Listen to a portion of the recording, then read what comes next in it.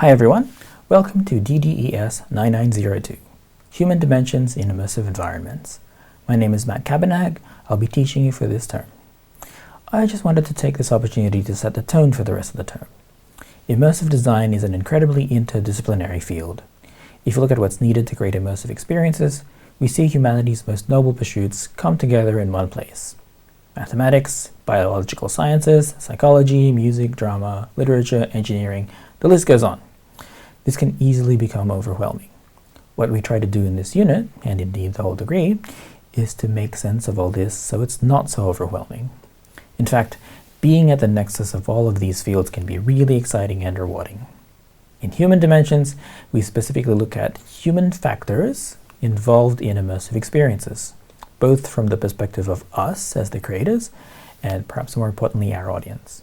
Now, I really want to make the distinction between us and our audience, because it's really tempting to say that we ourselves are also the audience. Now, this is a trap. In creative fields like ours, it is very easy to get attached to our own designs. Now, this attachment can lead us to be blind to gaping flaws in our design. These flaws can only be discovered by genuinely and honestly testing our designs with other people. Once a problem is found, we attempt to fix it and then test it again. This is the iterative design process. Now, to be able to do this honestly, we need to test artifacts that are as close to our intended design as practical.